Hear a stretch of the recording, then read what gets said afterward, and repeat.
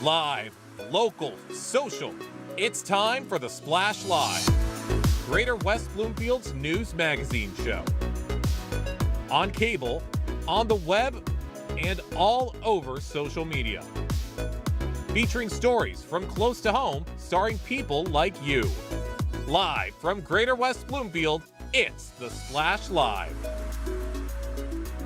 Hello, friends and neighbors, and welcome to the show. I'm your host, Jake Sheff, bringing you all of the latest news and stories from right here in Greater West Bloomfield. The West Bloomfield Police Department has been lauded for their response to the devastating Temple Israel attack and shooting that took place recently. Several law enforcement officers responded to the danger and faced the challenges head on. It was a taxing day for the department as they worked tirelessly to protect the community. I spoke with one of the officers, Joe Miller, with the West Bloomfield Police Department, to hear his perspective on the attack and what he witnessed firsthand. I was actually in dispatch when the call first came in and then responded from the station. So we were on scene. I know we had a lieutenant, I believe a sergeant and an officer who were at Shenandoah. So they were the first on scene, and I was within probably 30 seconds of them of getting on scene to the incident. It's kind of, I don't want to say funny, but it's one of those things where we just had active shooter training over like the last couple months. So it's pretty fresh. So a lot of it was being able to see just all the officers. We all kind of just jumped in. The nice thing about it was that you had Temple Israel Security, who by far, these are the ones you guys should really be talking to, because they're the ones who got that initial pin down of the suspect, basically. FBI had did a study of like 51 different like school and mass shootings, and the police response time, the average time is 3 minutes plus. With this incident, you had officers on scene within 45 seconds, and like I said myself, looking back at my video camera and stuff like that, I was on scene within a minute and 15 seconds. So we were on site well below the response time that is a typical response time.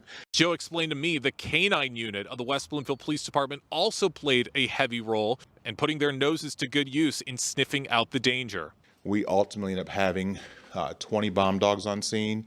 I had 4 narcotic dogs on scene that were helping with like security, and then I also had 1 cadaver dog on scene that was helping with the process as well too. So coming out of the building after everything was kind of secured, and just seeing all those dogs kind of showing up, like, okay, like they all were like, I didn't have to tell them what to do. I was like, okay, this is the areas I need taken care of.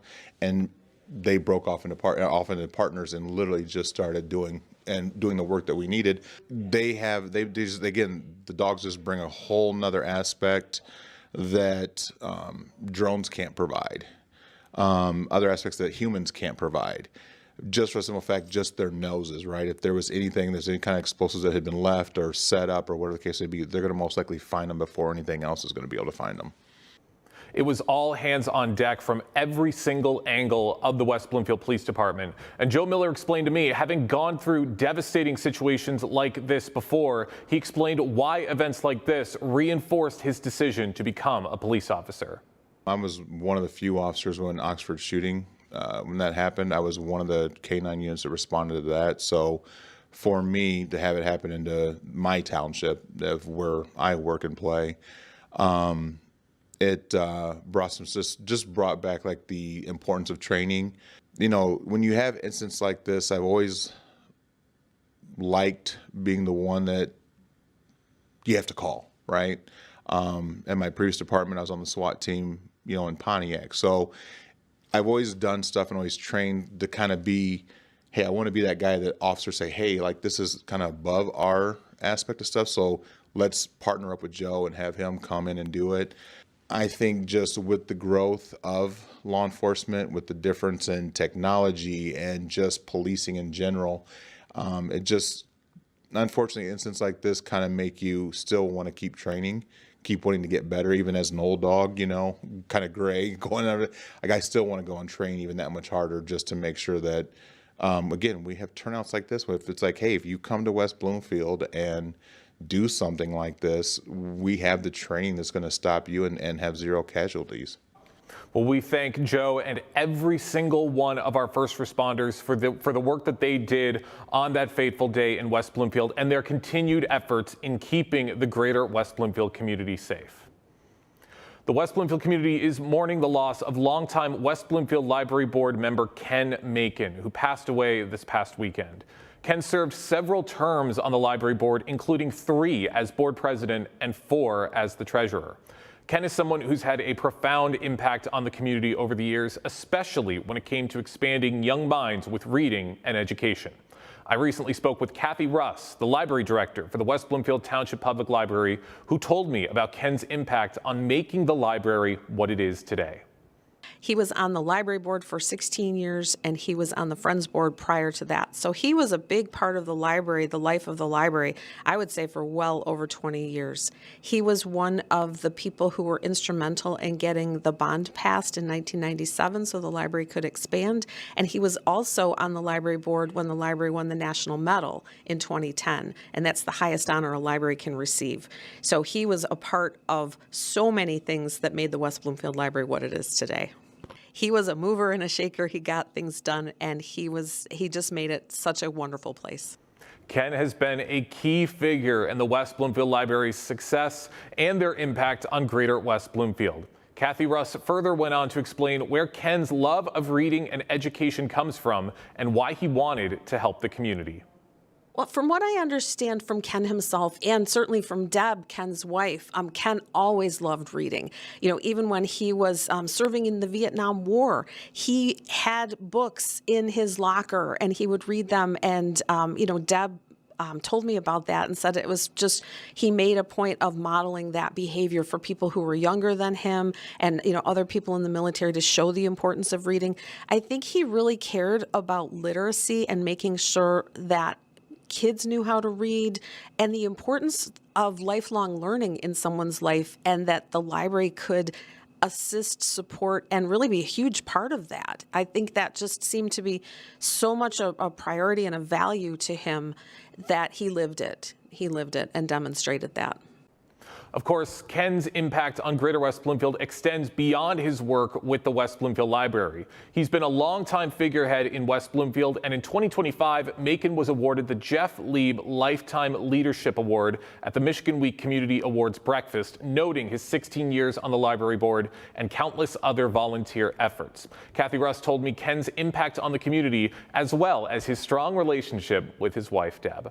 Ken was that quiet, steady, calm presence that every community needs to serve as the backbone of the community. Like I said, he's the person who doesn't flinch in times of danger. He's there to help, and he's so supportive. And he and his wife, Deb, who is also a mover and shaker and beloved by this community. What a great team. What a great team. He always looked nice. He always had a great shirt or a great sweater, and he looked good in every color. And, every so often I'd say, Ken, that's a great sweater. That's a great shirt. You look great in that color. And he'd say, Deb picked it out for me. I always got to do what she tells me to do. But he would be smiling. It was clear that he adored her. And I think they together and individually have done so much for this community, but together, what a great team. Quite the dynamic duo. Ken may be gone, but the impact he has had on the Greater West Bloomfield community should always be remembered. And Kathy explained to me how she would like Ken's legacy to be honored. So the West Bloomfield Library is fantastic. They are very supportive of everything that Ken was supportive. Lifelong learning, literacy. They want kids to come in and read. They want the families and caregivers to bring the kids in. But we also have, an adult population, senior population, teen population. The library's for everybody. That's what Ken believed. That's what the library board believes. And they all had an opportunity. Everybody who's on the board currently, I think, had an opportunity to know and work with Ken in some capacity. And he's such a universally beloved person in this community that I think we'll find ways to honor him, with the wishes of the family, but I'm sure we'll find a really wonderful way to keep his memory alive. You can hear how much the community truly loved Ken Macon and all of the work he did to make the library and Greater West Bloomfield a better place. He will be sorely missed, and we thank Kathy Russ for talking with us here on the Splash Live to share all the wonderful memories of what Ken brought to this community. Today marks the first day of spring in West Bloomfield. The weather's getting warmer and all that snow is starting to melt away for good. That also means that beautiful flowers and greenery are appearing in bloom everywhere you look, even at West Bloomfield High School. They are home to a one-of-a-kind garden that promotes environmental awareness and the love of reading as well. I visited the Literary Garden in West Bloomfield to hear from students and educators on the benefits of learning and growing something beautiful. So the Literary Garden is a one-of-a-kind in the nation. It's the only one like it. Each flower in the garden is related to an author that either we read in the school or it's important to people. A lot of the times we get into contact with the authors or their families to ask what kind of flower they would want in the garden. And so it's a great way to connect the history of the arts into gardening in our courtyards. Oh, so you have worked with some of the artists or some of the authors themselves, is that correct? Mm-hmm. Earlier this year, we actually had Kate Chopin's great-granddaughter come in and meet with some of our classes because they've read some of her books. She's written The Awakening, which our AP Literature class reads, and her great-granddaughter came in and talked about her family history and was able to actually choose a flower that we planted in there. It makes you just want to know more about how it connects to their story, why they liked these plants, why they had them. So I think it's personally, I've seen these authors in this garden and I've wanted to know more. I've wanted to know more about each and every one of them. The implementation of this garden has not only fostered a love of reading throughout these kids, but has also helped them to develop a newfound appreciation for the outdoors. It's really nice to have a community of people who are interested in sustainability and those same environmental factors, because it's something that I'm really passionate about and that I want other people to be passionate about, because I believe that sustainability and being a part of a community is just really important, especially for the planet.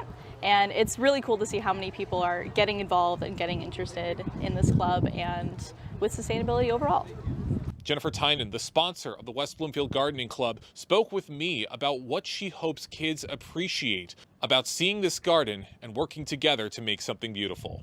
The garden is about joy, it's about connection, it's about the importance of our environment, it's about the importance of connecting other human beings in the pursuit of a shared goal. It's about caring for the environment around us, whether that's nature, whether that's the environment in our classroom, no matter where we are, connecting with each other, connecting for the spaces that we're in.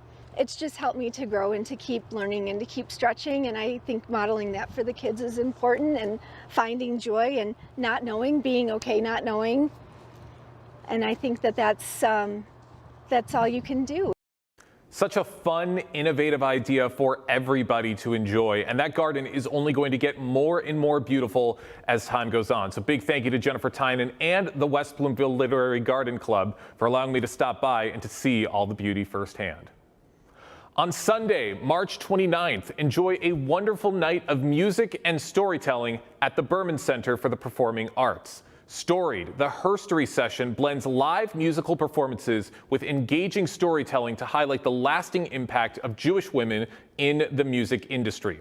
The program explores the influence of Jewish female artists, songwriters, producers, and even more who help define music across generations and genres. Joining us on the Splash Live to tell us more is the founder of the Storied Foundation, Benji Rosenzweig. Benji, thank you so much for joining us today. Absolutely. Thank you for having me.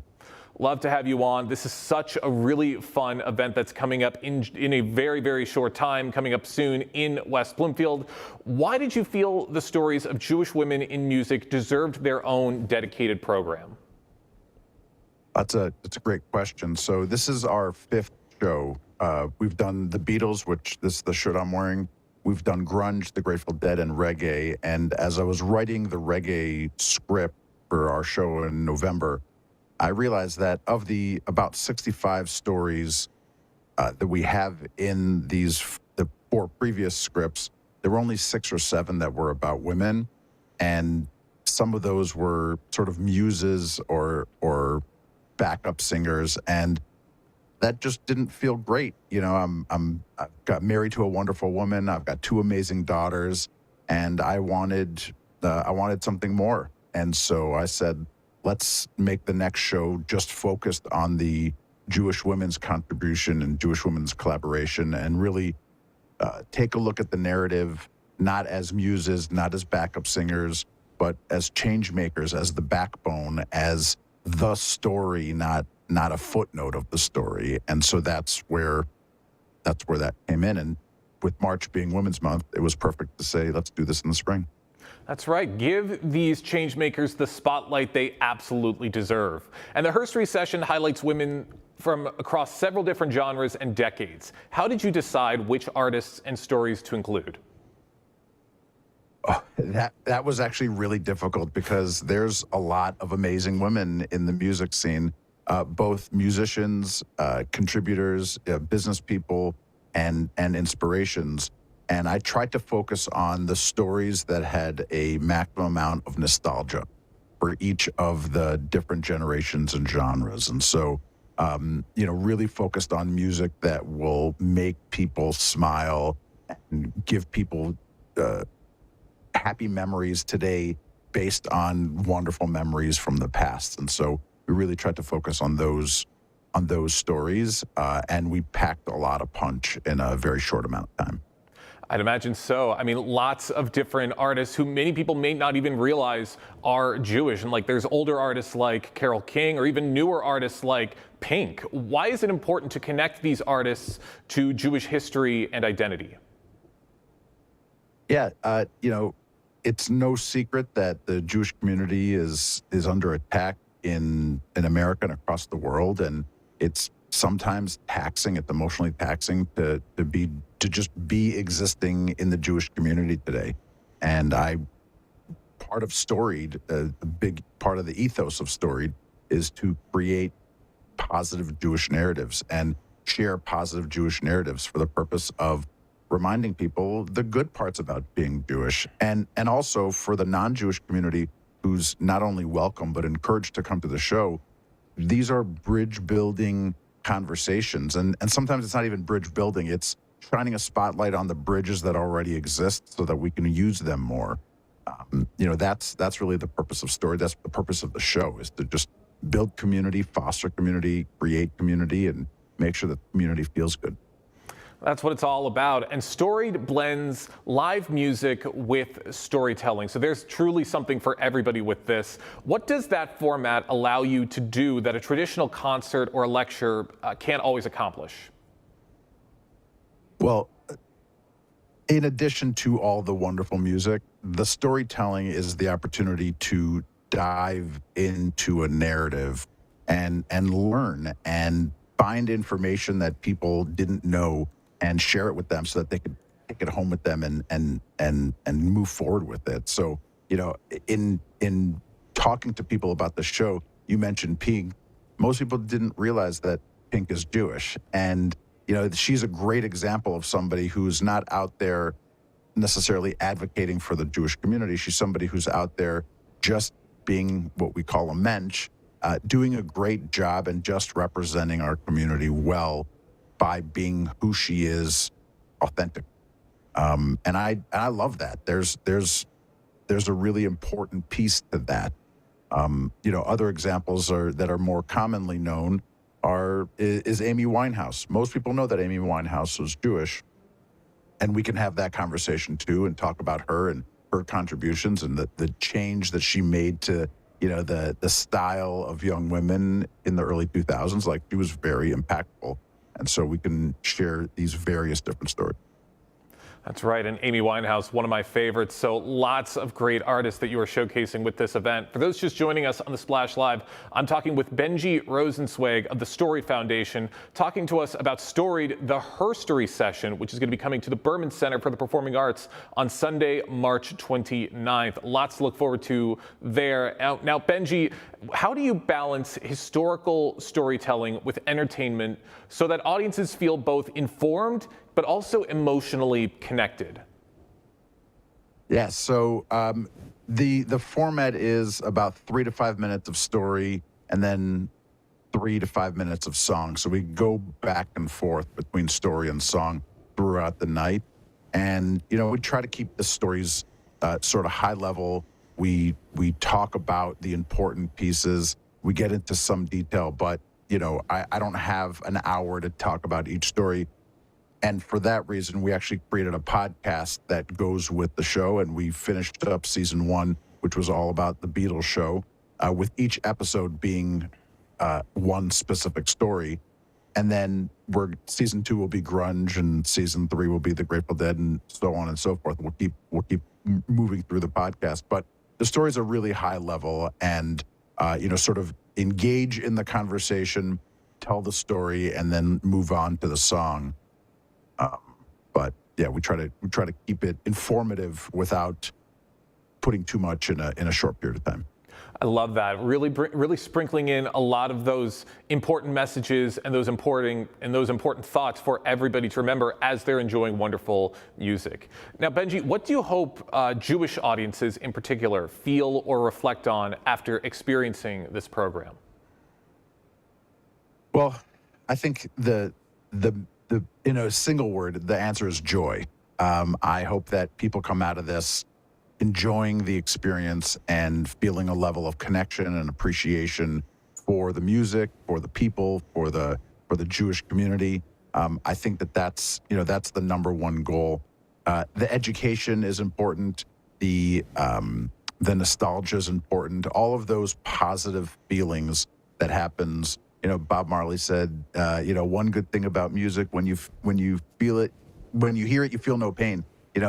Music has that sort of magic spice that gets people going.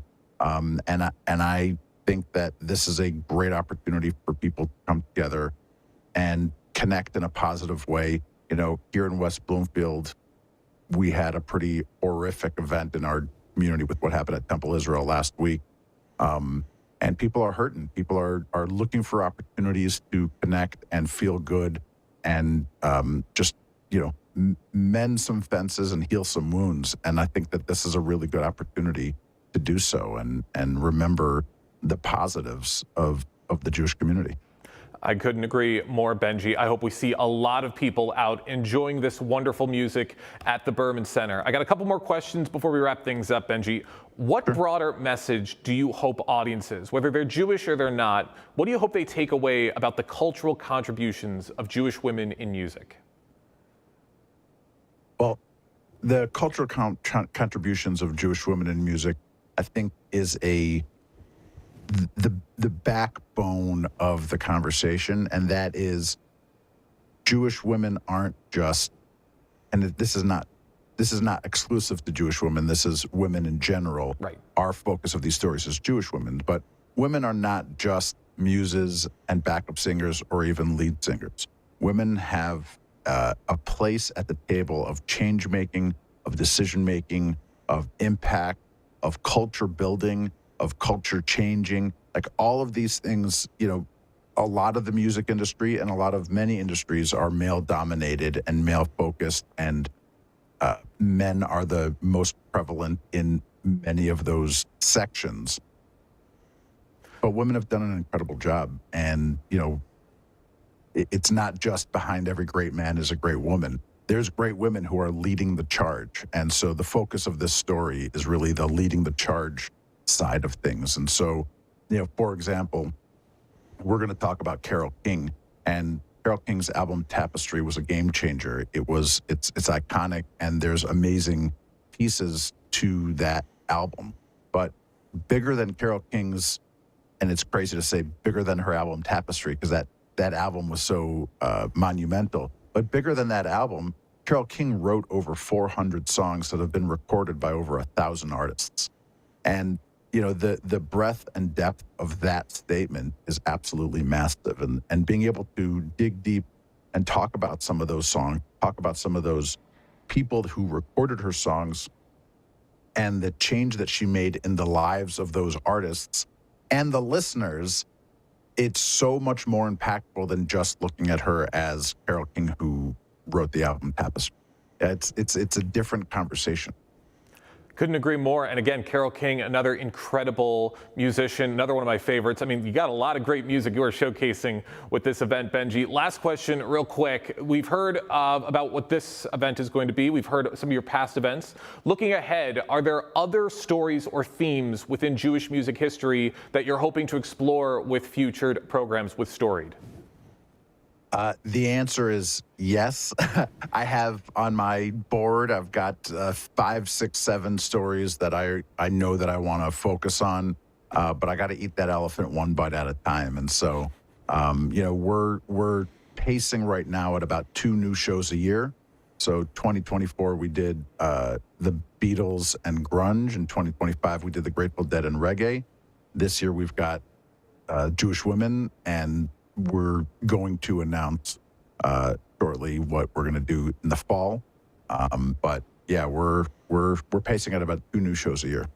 Well, can't wait to see what else is to come with Storied. This is such a really, really great immersive event. I can't wait to see it, Benji. Thank you so much for joining us today here on the Splash Live. Thank you very much. It's a pleasure to be here. I hope to see you at the show. Of course. Once again, March 29th at the Berman Center for the Performing Arts. That is where you can see Storied, the Herstory event, and to hear these incredible stories and songs firsthand. March is National Cerebral Palsy Awareness Month, bringing attention to one of the most common motor disabilities in childhood. The month promotes early diagnosis and intervention, which can significantly improve outcomes for children. Here to provide some insight is pediatric neurologist Daniel Arndt. Daniel, thank you so much for joining us today. Yes, it's great to be here. Thank you for having me. Great to have you with us. Very, very important conversation. Cerebral Palsy Awareness Month. What does that mean to you personally and professionally? Well, first of all, I think it's a great opportunity just to bring awareness back to cerebral palsy. Every March, you get the opportunity to do that. But I think in that opportunity too, it's not so much just bring awareness to it, but just more so, helping correct misconceptions, helping families get what they need done, and just bringing awareness to the condition that it's out there. And it is something that's very commonly experienced in families, and just help families get what they need. Couldn't agree more, especially this month where we're really trying to promote as many ways to benefit these families as possible. Why is it important for communities to actively recognize and support cerebral palsy awareness efforts? Well, it goes beyond just the advocacy of being aware of the condition too, and I think a lot of these families, have challenges that we wouldn't normally expect to encounter in our lives. So, for example, there's challenges with access, there's challenges with getting services, there's challenges with, getting to where they need to be as a family. So I think there are great opportunities to expand that access, make sure that, our workplaces, our schools, social activities, we all have equal access for the kids to get in there and do their things and provide opportunities for them that we might not normally think of, in our everyday life for kids that don't need special accommodations. That's right. Now, you are a pediatric neurologist, so you know quite a bit about cerebral palsy. What are some of the biggest misconceptions about cerebral palsy that maybe most people aren't aware of or that you'd like to correct? That's right. So one of the biggest misconceptions is with cerebral palsy, there's an implication that you might have some cognitive impairment. And really, it's important to note that cerebral palsy classically just means some challenges with movement, more so than anything else. So it's not a one-to-one relationship. There are many people that just have challenges with cerebral palsy in terms of motor dysfunction and zero cognitive impairment. So I think that's just one distinction off the bat that's very important to note. And so if somebody tells you that they have cerebral palsy, they might just need some help with movement, whether it's a limb could be too stiff or might be dealing with some low muscle tone. Those are just some very simple, easy things to be aware of, one easy thing to be aware of right off the bat. That's right, and things can be very different depending on the person when it comes to cerebral palsy. How have you seen cerebral palsy affect each child differently, or what are some ways it can be different? Yeah. So cerebral palsy itself, just classically people would expect that to represent some challenges with muscle tone, trouble moving around. And when you break that down, there are multiple different types of movements that people can have challenges with in cerebral palsy. Sometimes it is one side of the body. Sometimes it is both sides of the body, arms and legs that are too stiff or what we call hypertonic. Sometimes both sides of the body or the whole body is having too little muscle tone. Their muscles aren't strong enough to accomplish what they need to do. More classic in younger kids until they get a little bit older. And then sometimes people with cerebral palsy have some challenge with, you might see their extremities being a little bit wavy, something we call ataxia, or some children might have difficulty, they might have relatively normal muscle strength or tone, but they actually have difficulty coordinating their muscles, whether it's their arms or legs, to do things. And so there are multiple different types of motor manifestations you'll see with cerebral palsy. And not only can you see different types, but in how they look in the body, but there's also many different causes. So it can be something as simple as an early brain injury during pregnancy or shortly thereafter birth. But sometimes there are neurogenetic conditions that don't actually even have a specific brain structural injury, but it globally, it is felt to be more of a neurogenetic reason or something that influences the brain to cause the rest of the body to have a little bit low muscle tone or a little bit high muscle tone. So, and there are many different neurogenetic causes. Sometimes there's even neurometabolic disorders that can cause it as well. So it's just important to know that there are many different causes for cerebral palsy, and it can have many different motor manifestations. But the underlying theme is that there are some challenges with moving around. That's right, and a lot of important information for parents and families to be aware of if they detect something like this in their own child. For those just joining us on the Splash Live, I'm talking with Daniel Arndt, a pediatric neurologist. We're having discussion about National Cerebral Palsy Awareness Month, which is taking place all throughout the month of March, and things for parents and families to be made aware of. Now, when it comes to something like cerebral palsy, Daniel, why is early diagnosis and intervention so critical for children? Well, it certainly can increase the course of the disorder. So, oftentimes in a pediatric neurology clinic, we might see children who are brought in for delays. You know, they're having some difficulty moving. It gives us an opportunity to get in there and figure out what's actually causing the delays. And I think we'll talk a little bit more specifically about motor delays in this setting.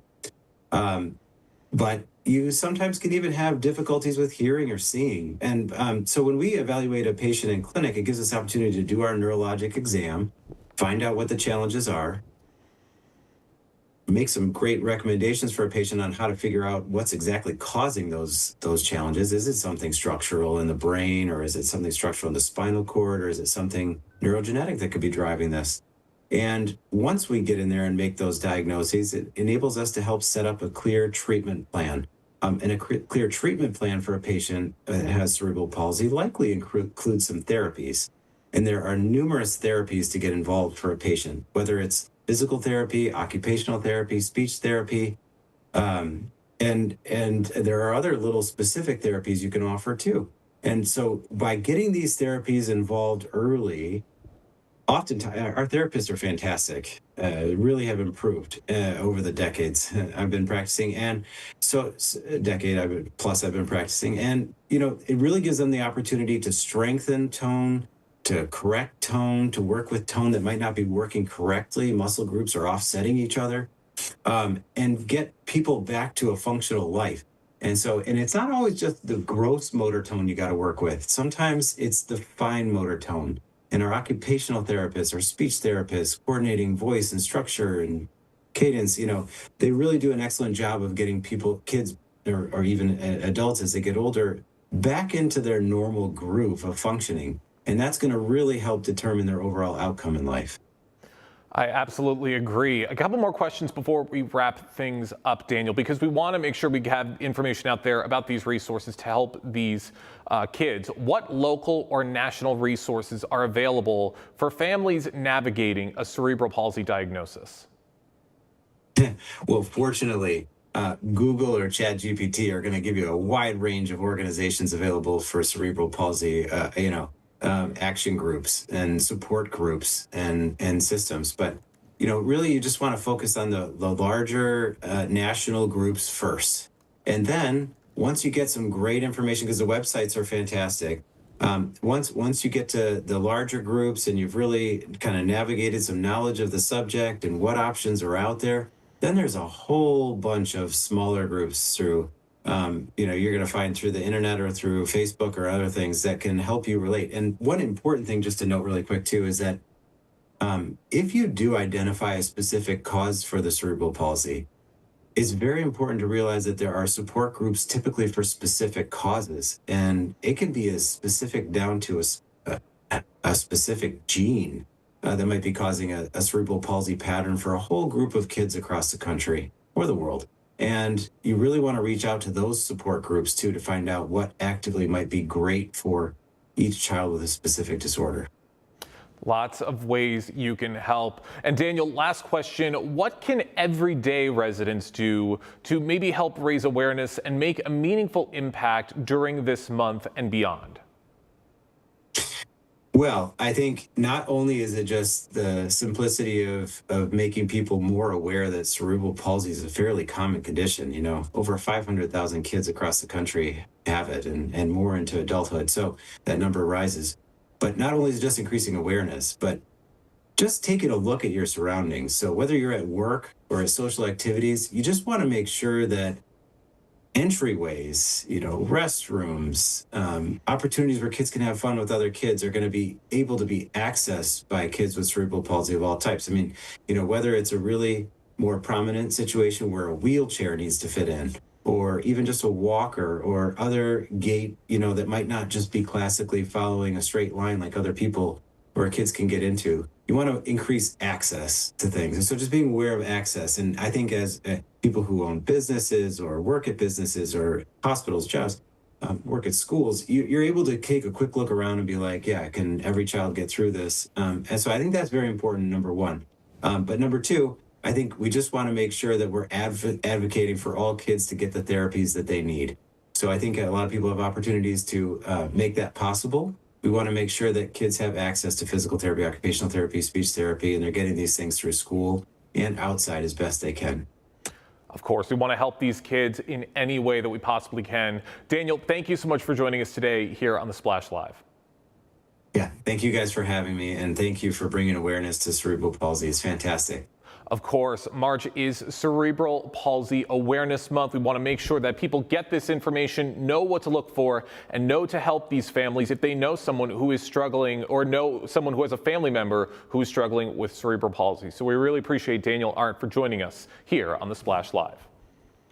All week long, we have been promoting the local author fair in West Bloomfield, taking place on Sunday, March 22nd at the West Bloomfield Township Public Library. Several local authors will be at this year's event, including someone who's taken her experiences with dentistry and used them to create a wonderful children's book, My Wiggly Smile, Olive's Stubborn Little Tooth. That author joins us now on the Splash Live, Dr. Amira May Woodruff, co-owner of Caring Smiles Family Dentistry. Amira, thank you so much for joining us. Thank you for having me. Of course. Now, we've had you on a couple times before to talk about your work with dentistry. This is the first time we've had you on to talk about your work as an author. How did your career as a dentist influence your decision to write this amazing book?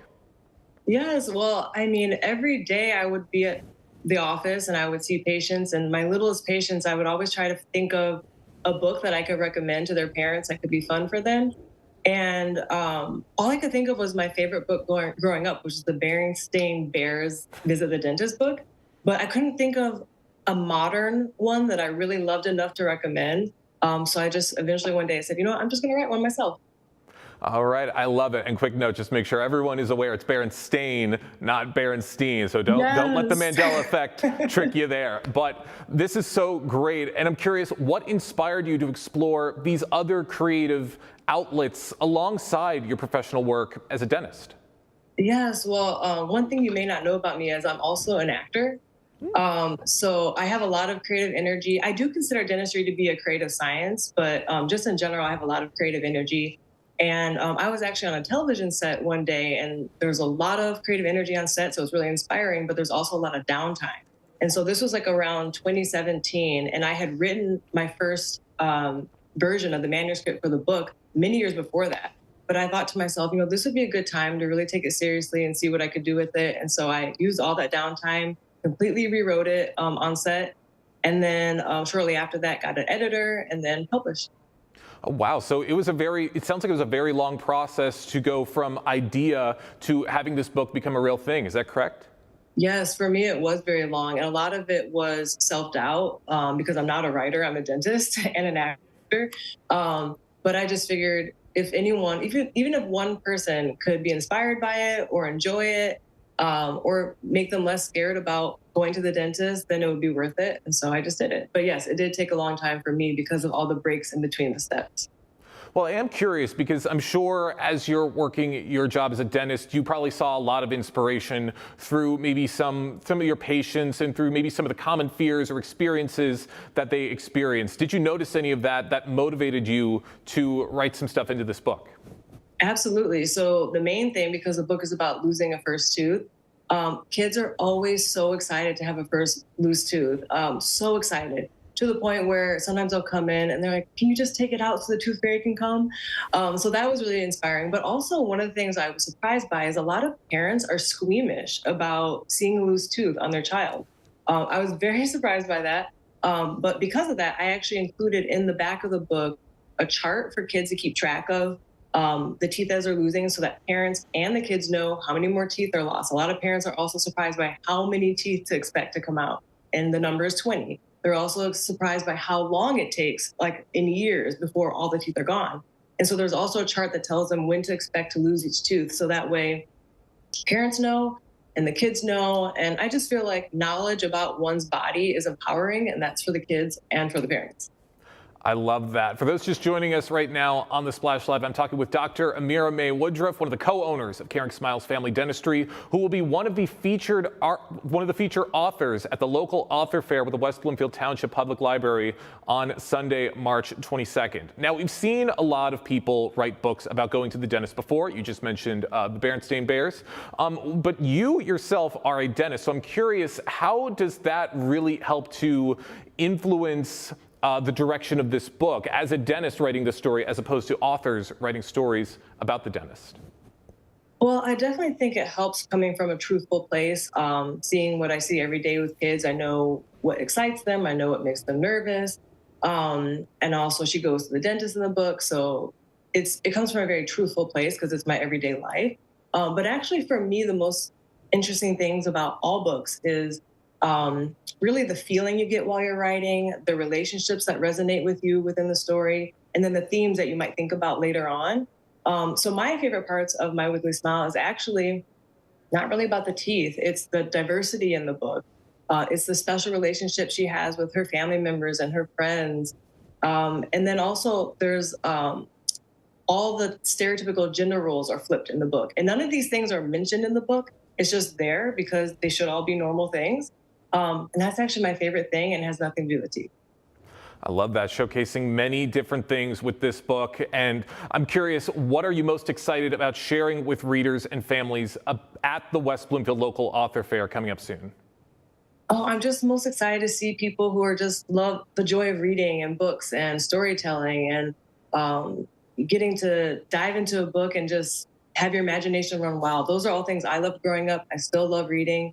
And so I would assume everyone coming is just has that shared connection of the love of storytelling and reading stories and learning about different worlds that way. I think so, and there's going to be so many wonderful authors there, so there's plenty of books for everybody to check out. Amira, last question before we let you go. What advice would you give to other professionals who want to explore creative passions outside of their primary careers? just go for it. Just do it. I feel like the only thing people ever regret is not trying. And I think also we're all multidimensional people, and the everyday grind of life, it's easy to forget that. But you'll never regret going for something that you really enjoy doing. And so I just say, go for it. I did. Go for it. It's that simple. We want to see everybody exploring what they want to do. Amira, thank you so much for joining us today here on the Splash Live. Thank you for having me. Of course, once again, Sunday, March 22nd from 1 to 4 p.m. at the West Bloomfield Township Public Library. You can check out Amira and all of the other wonderful authors that we've had on the show in the past few days at this event, hear from them firsthand, and to check out their amazing books. As the Greater West Bloomfield community continues to recover from the devastating attacks on Temple Israel, praise is being brought upon our local law enforcement and first responders for their quick and effective actions during the attack. This extends to our local fire department as fire crews arrived within minutes of the crash to combat the blaze ignited by the suspect's vehicle ramming the hallway. Their rapid intervention prevented the fire from spreading to the Early Childhood Development Center. Joining us now on the Splash Live to tell us more from the fire department's perspective is Blake Belsky with the West Bloomfield Fire Department. Blake, thank you so much for joining us today. Good morning, Jake. I appreciate you having me on. Of course, obviously wish that this were under a lighter topic, but we do want to hear your perspective from this day in West Bloomfield. And Blake, the 911 call came in at about quarter after noon when your team arrived and saw the smoke billowing from the front entrance. What was the first priority for the fire and EMS units regarding the children that were still inside the building? Well, luckily, our fire and EMS crews, they are familiar with the building. They're familiar with the folks who use that building day to day. And combined with the information that was available from our dispatchers at the time, we didn't even need to wait until we got on scene to start thinking about what our first actions were going to be. I'm sure our crews that were racing there were thinking about who's inside, how do we get them out safely, how do we shelter them in place, if that's going to be the most important thing. And then once they got on scene and obviously confirmed that there was in fact a fire in the building, they know it's time to get to work. And the biggest concern is how do we keep everyone safe with such a complicated incident with fire and the criminal activity that led to the fire starting in the first place. I'd imagine it would be a lot of chaos dealing with a situation like this, especially with so many students, 104 students that were inside the building. What were the immediate safety risks that you had to mitigate in that situation? Well, the first thing is to make sure that the kids and the staff, all the occupants of the building, make sure that they stay safe. In some cases, maybe it's going to be a shelter-in-place situation. Maybe the safest thing for them to do is to stay exactly where they are. And that could be different based on where they were located in the building. This is a decision that our crews have to make in real time with the information that they have available. And sometimes the information changes. Once we found out that the fire was, contained where it was, they've got a fantastic sprinkler system that contained that fire. The smoke was the biggest issue. But then it became an issue of once we know they're protected from the fire, how do we protect them from the attackers? However many there were, we didn't know at the time if there was one attack, 2, 3 people involved. We didn't know if there were explosive devices that were going to be deployed at some point. So it became an issue of how do we make sure that these people stay safe no matter where they are, and make sure we take action for that. That's right. Obviously, there were a lot of unknowns at that situation, that information that we didn't know now, that we know now that we did not know at the time. So that obviously probably caused a bit more chaos and worry as you were navigating this situation. Now, dealing with 100 toddlers and preschoolers and keeping them calm, that's a tall order no matter the situation. As an EMS coordinator, how did you keep these toddlers in line and keeping them, and as you're moving them through an active, high-intensity crime scene? I'd love to be able to take credit for keeping these kids calm, but all of that credit goes to the staff. We were very fortunate to have their teachers, their caregivers, and eventually their parents at the reunification center across the street. The folks who know the kids and the folks that the kids know and are comfortable around, they're the ones who were able to keep them calm. In spite of all of the feelings and emotions that they were experiencing, they were able to, set those aside, deal with them later, but not only keep the kids safe, but keep them relatively comfortable in a very strange situation. You can imagine any change in a routine for a 3-year-old or a 4-year-old is going to be a big event. Dragging them out of their classroom in a chaotic situation where there's obviously a fire, there's obviously something amiss, dragging them outside without their coats and taking them to an entirely new location and having to figure that out. The fire department, the police department, none of the responders can take credit for keeping these kids calm. All the credit goes to the staff of Temple Israel and the staff at Shenandoah Country Club for keeping them sheltered and fed the whole time. That's right. It was a community effort all throughout Greater West Bloomfield, with Shenandoah and Temple Israel's team also coming to the aid of these kids. Now, talking about the staff at the Early Childhood Center, they had just completed active shooter training back in January. How did their discipline and lockdown procedures make your job easier as you move the kids to safety? I mean, obviously, the first thing we noticed is that the kids were safe when we got there.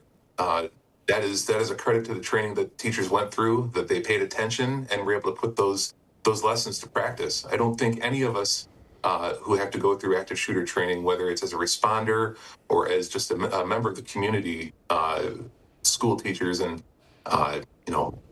people that work in offices, none of us ever go through that training and think, oh, this is something I'm going to need next week. Thank goodness that these teachers went through the training and learned from it. We had teachers who had their go bags full of supplies, evacuation instructions, first aid supplies in case that they needed it, in case someone got injured, leaving the building, let alone from the attack. And everyone was prepared, and it showed. They did a fantastic job. I can't say enough good things about them. For those just joining us on the Splash Live, I'm talking with West Bloomfield Fire Department EMS Coordinator Blake Belsky, who's talking about the fire department's response to that harrowing attack on Temple Israel that took place recently. And Blake, what I remember from that day, there was a ton of police and fire units out on that site, roughly 80 units, to ensure the path from the building to the transport vehicles was secure. Can you describe that human shield or the perimeter that was established by these law enforcement officers? Well, one thing about law enforcement, when they hear that something bad is happening, they don't even wait for an invitation. They start showing up in droves, and that was apparent to anyone who saw any of that footage or happened to be on scene. There were hundreds of police officers ready to help. And once we had the actual threat contained, the next thing became to make sure that students and staff were able to evacuate safely. And so we put those hundreds of officers on scene to work, making sure that those students were protected. Again, with these attacks, I use this term seriously, these terrorist incidents, we don't know until the incident is over if there's one attacker, two attackers, if there's going to be devices in the parking lot that are going to cause harm as evacuation occurs. So the priority becomes getting them to a safe environment and making sure they transport there safely. And part of that is putting the people with eyes who know what to look for and have some shield, some protective armor that they can move these kids safely. Put them in the way in between the kids and any potential harm. And we were lucky to have no shortage of officers on scene prepared to do that work.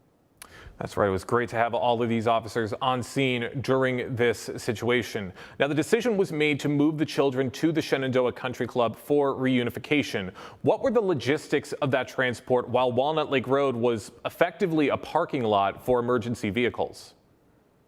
Well, we had some luck as far as Shenandoah being in such close proximity to Temple Israel. The folks that had to come over there on foot, it didn't take a whole lot of time. We had some other folks that evacuated to a home in the neighborhood behind Temple Israel, as a matter of fact, and I believe they were picked up by a bus and brought over to Shenandoah so that we had all of the evacuees in one spot for reunification. Moving any vehicles, buses, personal vehicles, even emergency vehicles through a sea of hundreds of police cars and fire trucks and ambulances does become a bit of an issue. We had lots of folks that were ready to move cars as needed, whether it was the police officers moving their own vehicles. Some of those police officers were busy and couldn't give us their keys, so we did have tow trucks on site ready to just scoot cars out of the way as needed so we could clear a path for other arriving emergency vehicles, buses that are performing evacuations, and ultimately for the families to be able to leave and go home safely. Wow, that is a lot to navigate for these kids and for anybody who was at Temple Israel and at that scene that day. Now, Blake, as a first responder, you're trained for the technical side of this, but what was the atmosphere like at the reunification site the moment those kids were finally handed back to their parents? Oh, well, I'd love to say I have more experience and more training with family reunification, but this was my first time. I was asked by Chief Lowry to set up family reunification efforts at Shenandoah, and thank goodness Shenandoah. I mean, you want to talk about the hospitality business? They have gone above and beyond what anyone could have expected from them in this community. So proud of what they were willing to do and what they were able to do for us. We pretty much commandeered a ballroom for family reunification, and we made sure that it kind of became a de facto preschool again. We took attendance. We had classrooms kind of separated so that we could find people easily as parents came in. And we had, again, plenty of law enforcement to help us sign parents in, make sure nobody leaves with a kid that they aren't supposed to leave with and that we didn't know was leaving. Everyone was super cooperative. And again, we could not have done this without the help of Shenandoah and without the cooperation and the assistance from all of these staff and teachers at Temple Israel. It was as good as we could have hoped for. I imagine so. Big team effort from everybody. Blake, we are running short on time. I got one more question before we wrap things up. Looking at the damage to the building and the intensity of that fire, how proud are you of the fact that every single student and staff member made it out without a single physical injury? It's incredible. It's incredible. And again, I would love to, we would love to take credit for it, but this was absolutely a partnership. This was a huge credit to the training of our first responders, the training of everyone at Temple Israel, and the training and cooperation from the community. If we hadn't had folks keeping Walnut Lake clear and trying to get through the neighborhoods, we couldn't have done this as smoothly as it worked out. So thank you to everyone in the community for your support, your cooperation, and we hope we never have to do this again. I couldn't agree more to that. And Blake, we thank you for the work that you, the fire department, and all of our first responders did in protecting West Bloomfield that day, navigating through the chaos, and keeping everybody safe. Thank you so much for joining us today here on The Splash Live. Thank you, Jake. Have a great weekend. You as well. Great work from all of our first responders, from our law officials, from everybody in West Bloomfield, from that devastating day at Temple Israel. I mean, thankfully, things did not get worse than they were, but it was a huge thanks to the law enforcement teams for everything that they did in protecting this community. That's going to do it for us today here on The Splash Live. Big thank you to all of our guests and for everybody on the Splash Live team for making this show possible every single day. I've been your host, Jake Schaff, live, local, social. It's The Splash Live on Civic Center TV.